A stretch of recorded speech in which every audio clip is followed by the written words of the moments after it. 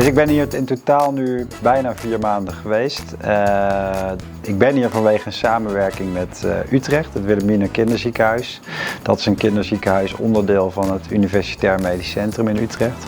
En we hebben een langdurige samenwerking met de kinderartsen hier. Dus vandaar mijn komst hier.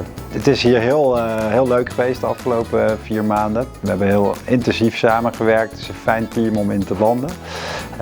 En het leuke is dat je van elkaar veel kan leren, omdat we allebei andere expertise hebben.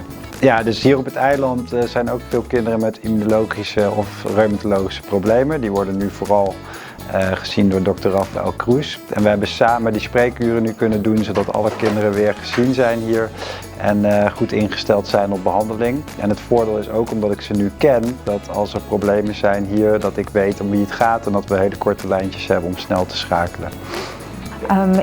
Experiência que nós temos com waarnemers dan também do FEI WKZ Utrecht. Nós temos acordo com them para os seguintes 3 anos nós trabalhamos juntos.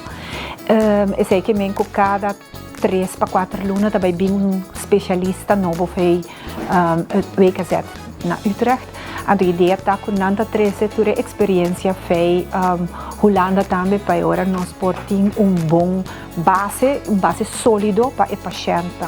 Agora e também como não conhecer o paciente não nós conseguimos overleg com ele. Essa é uma e de 2 coisas a ideia está com nanta 3 expertise, pero também com nanta steun nos vakgroep de momento aqui, são nós 4 pessoas solamente. E intercambio di pediatra, non che men solamente con nanta bin cerca nos, per cui também tem planos não para outro ano ou ano depois com nós também Holanda para nós por haya mais especialismo den área não com nós e acaba tá nós temos nos área de atenção, por exemplo, a mim também lo vai com o poli de Dr.